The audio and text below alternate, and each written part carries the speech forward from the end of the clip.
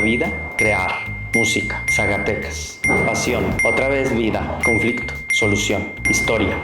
Hola, yo soy Sergio Salinas Martínez, soy gestor cultural, también tengo una licenciatura en artes y me dedico en general al tema creativo desde hace ya más de 20 años. Actualmente soy director del Centro Estatal de las Artes, un área que se encarga de la parte enfocada en lo académico, talleres, formación, iniciación artística. Por las noches, soy Batman. No, por las noches, no, la verdad es que me apasiona mucho todo lo que tiene que ver con el arte, con la creatividad, la música.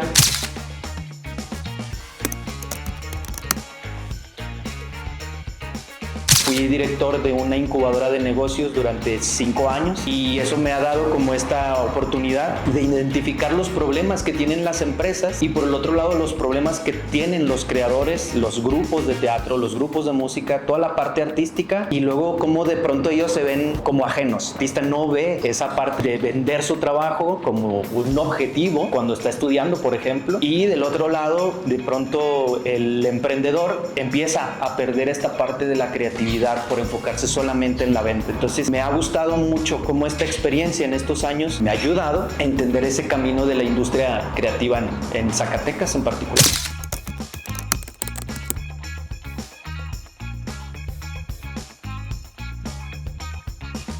Cuando nosotros iniciamos por ahí el 2000 a hacer teatro en la universidad empezamos a hacer teatro, a estudiar teatro. Como a los 2 años ya nos habíamos desesperado y dijimos, tenemos que hacer un grupo, porque aquí solamente era como repetir muchas cosas. Y la construcción de un grupo de teatro fue lo que cambió esa estructura, porque cuando ya logramos tener una agrupación, de una u otra manera una responsabilidad tener a personas o creadores que estaban en tu grupo y que en aquel entonces no comían nada más del teatro, pero sí le dedicaban gran parte del tiempo a esta actividad. De una u otra manera, yo me quedé como el director de la compañía y eso me obligaba a buscar el cómo. Incluso el hecho de vender una función de teatro era complicado porque nunca lo había hecho. Entonces no sabía ni cuánto se cobraba, ni cómo se cobraba, ni si me tenía que dar de alta en el SAT, ni si tenía que facturar, ni quién me orientara en ese aspecto. Entonces sí, en ese entonces estaba estudiando administración de empresas y creo que fue como ese clic. Me ayudó a construir esta compañía y en el camino la veíamos como eso, como una empresa. Nos empezaba a caer como los 20 de la claridad. Pues sí, somos actores porque todos actuábamos, pero también tengo el papel de director, también tengo el papel de un personaje. Muchas gracias. Tengo un personaje, entonces nos tocaba doblar roles. Y ya de entrada, eso es importante también en la industria, entenderte como empresa, pero también en el aspecto creativo. Y eso es algo que nos cuesta muchísimo. Como creadores creo que es algo que nos da en la torre. La verdad es que renegamos porque ¿por qué si yo estudié teatro, por qué tendría que estar yendo a pedir chamba? ¿Por qué tendría que yo facturar? Esa es una parte que en un principio fue chocante para el proceso creativo, pero que yo creo que la carrera me ayudó un poco como a dividir esos dos aspectos de la compañía. No nada más a mí, a todos nos costó como tener 2 roles dentro de una compañía de teatro. Lo que queríamos era compartir esa experiencia y construimos algo que se llamó La Cáscara. La Cáscara era un espacio que justamente brindaba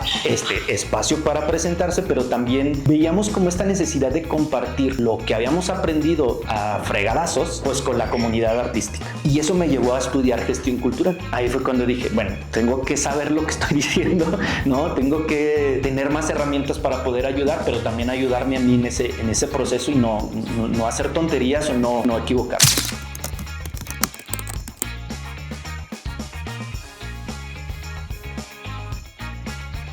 Yo siento, y por la experiencia que a mí lo que me tocó vivir, es que sí, el artista sí debe de conocer todo lo que hay alrededor de él y de su obra, de lo que sea, cualquier disciplina, de entrada para que no lo hagan tonto. Y eso es importante. Hemos visto muchísimos casos de artistas de cualquier disciplina, danza, sobre todo escénicas, en las que contratan un contador y dejan todo así. Yo nada más te estoy pagando 300 al mes y yo pienso que está todo chido. Y resulta que no, que el contador nunca declaró, que nunca hizo X cosas, y entonces el artista es el que tiene un gran problema. Después con el SAT no tiene una opinión positiva. Todo lo que él había confiado, por no entender un poco los documentos, por no entender cuáles son los procesos, cualquier creador debería de conocer todo eso. Ahora, por el otro lado, yo no estaría peleado en que un creador, un artista, siga siendo todólogo siempre y cuando encuentre los momentos para cada cosa. Como decir, bueno, encuentro los momentos para mi administración de mi proyecto. Conozco muchos creadores que lo hacen muy bien y que incluso más allá de estos conceptos que estamos hablando, que es el del producirse, administrarse, ya han empezado a tener otros roles nuevos, digamos actuales, como el marketing de su propia obra. Eso es todavía más chamba. Entonces sí creo que el artista debería de conocerlo si tiene el tiempo y su disciplina lo permite. Por el otro lado, creo que es importante la parte del representante, del gestor, del productor, y que nos hacen mucha falta en Zacatecas. Creo que hay, pero no de manera tal cual profesional, es decir, hay muy pocos que se dedican meramente a eso.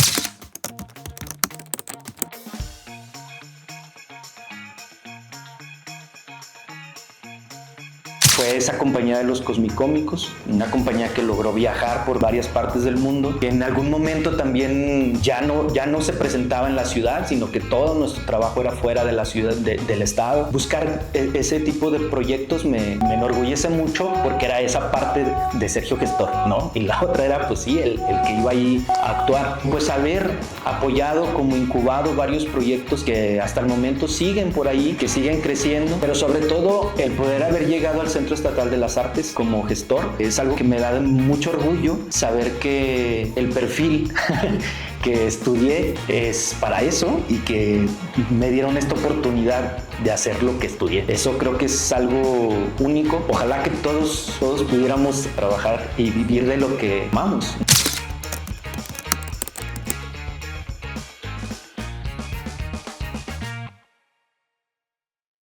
Susana, mi hermana, es una persona que admiro mucho, sobre todo porque es ese ejemplo de lo que acabo de decir. Hace su propio marketing, genera su propio contenido, ha entendido las redes sociales y los canales de distribución de su obra, y eso no lo hace cualquiera. Necesitas un tercero, un cuarta persona para poder hacer lo que de pronto ella hace. Ese tipo de cosas me inspiran mucho, pues me hacen entender que de lo que estoy hablando es posible, porque es un ejemplo muy claro. Hasta este hecho de que ella sabe y puede entender cuánto cuesta un centímetro cuadrado de su obra. No cualquiera lo sabe. Entonces, ella es una artista que admiro mucho por todo el trabajo que hace, pero hablando meramente del proceso emprendedora, en el teatro admiraba mucha gente, compañías muy interesantes, sobre todo de teatro de calle, que entendían esta fórmula de la producción, de producciones gigantescas como Grupo Puja, Titanic, que son compañías gigantes que entienden que una cosa es el arte y otra cosa es vender el arte. Para mí eso es importantísimo.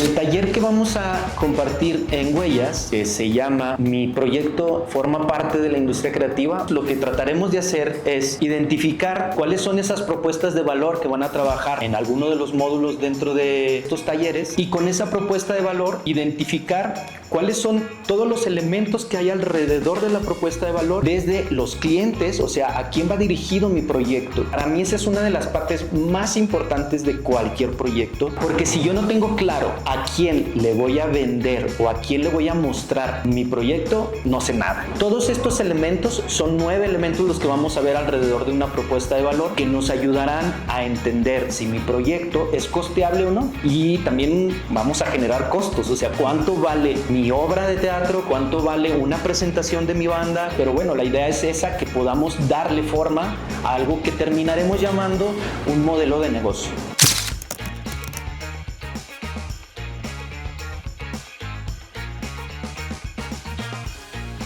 Creo que justo eso es lo que le hace falta a la ciudad.